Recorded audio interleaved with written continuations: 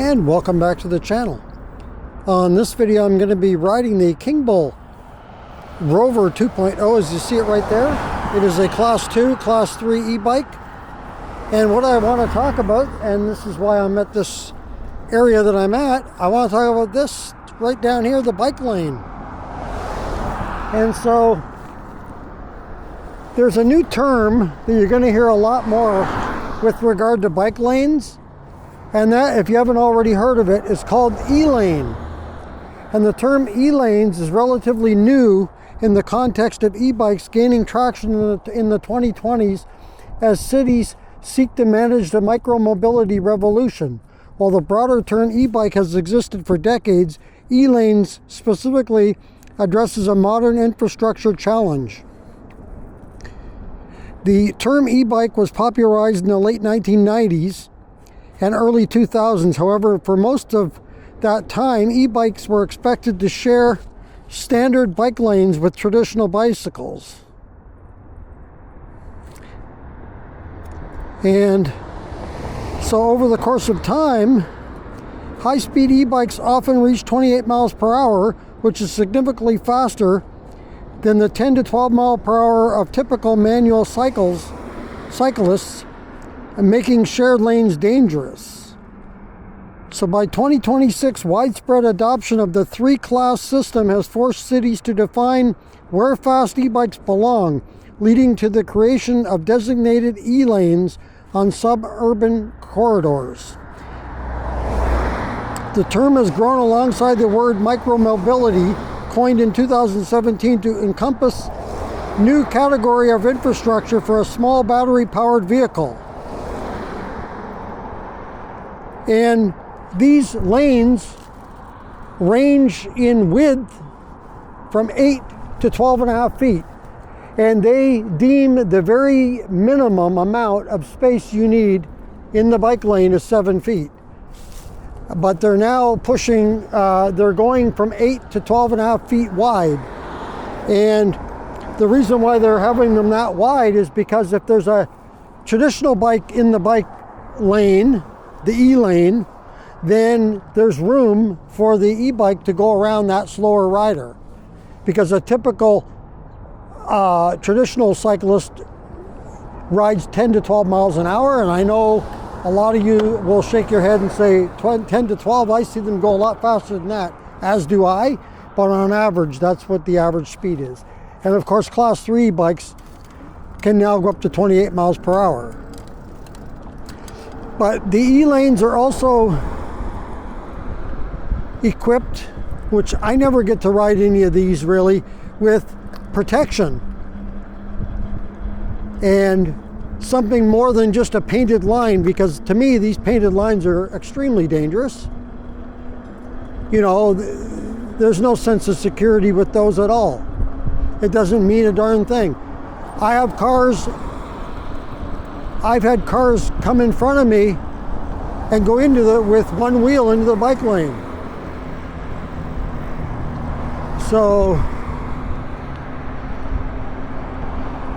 it seems to me like the cyclist just has to do everything they can do as far as safety goes and just hope that the car driver is responsible and does the same thing.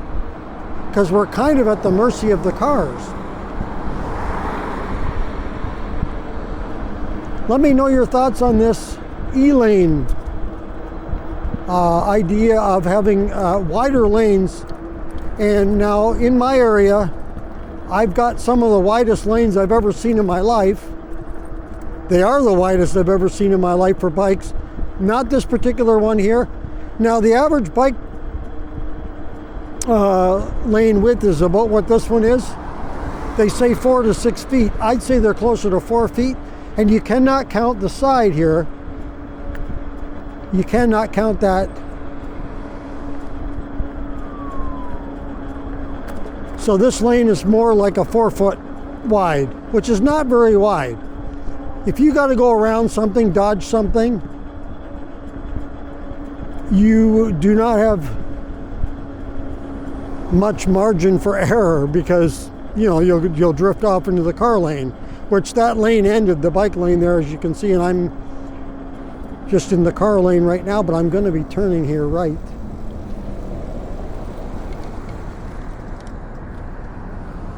Make sure nobody's coming. And this bike lane is one of those ones that's closer to the cars. I still prefer the lanes that are separated from the road altogether, like a sidewalk is here. Even on a sidewalk, it can still be a dangerous place, right? Because once again, you're at the mercy of the car.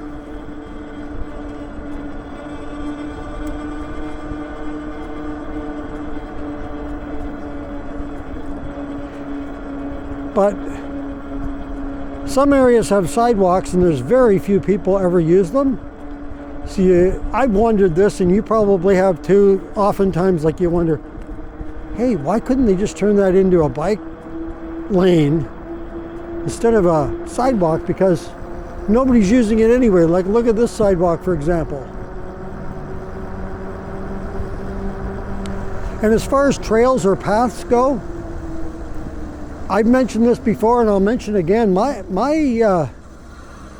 idea for future, of course, unfortunately, some of this stuff may eventually get around to happening, but in our lifetime or my lifetime, it's probably not going to, but it's an idea for the future, in my opinion. But that is, why not have,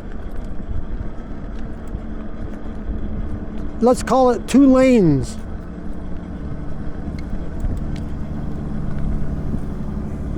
for trails or paths. One is for cyclists and one is for pedestrian, like walkers, joggers. And just know one thing, stay in your lane. If you're a cyclist, stay in your lane. If you're a walker, stay in your lane. Simple as that. And I wonder if that's going to be a way of the future. Just make a wider path or trail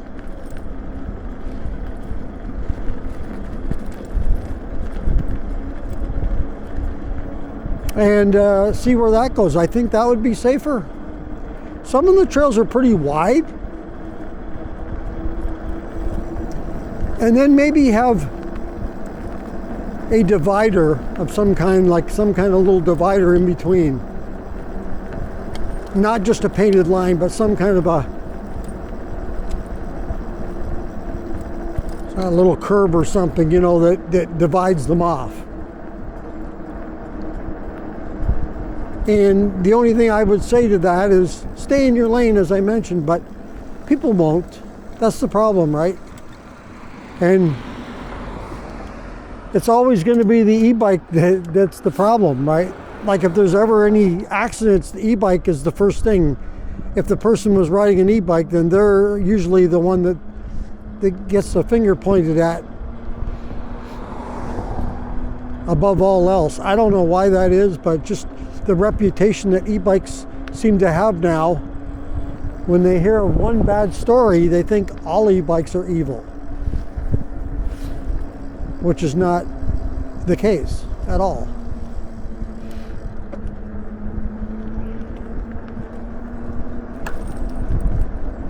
Let me know your thoughts on this. What do you think the future, what would you like to see the future look like as far as bike lanes and trails and all that good stuff? How would you like to see it look? I don't like the idea where people are saying right now, and I'm an e-biker, so obviously I'm biased toward e-bikes, but still, I don't like the idea of just cutting all e-bikes from trails. I don't. I mean, if they're going to do that with the bikes, e-bikes, then do it with all bikes. Don't just pick out the e-bikes and say, well, they're bigger and heavier and faster. Yeah, they're heavier,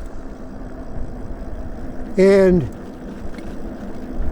they could be faster, but some people can pedal their traditional bike pretty pretty quickly too. But like I've said before, and I'm going to say it again here, is you're in control of the bike. Doesn't matter how fast the bike is capable of, it's how fast you make it go. So it's your responsibility to ride the bike safely and responsibly, and don't be an idiot. You know, just ride safe. We can all get along. We can share roads. We can share paths. We can share trails. We can share everything. But if they're worried about accidents, I think just making the trails or paths into 2 lanes is a great idea. But just stick to your lane.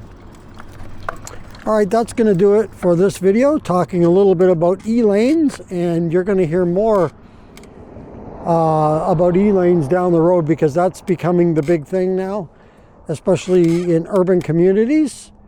So check it out and watch for it down the road. More e-lanes coming, and let's hope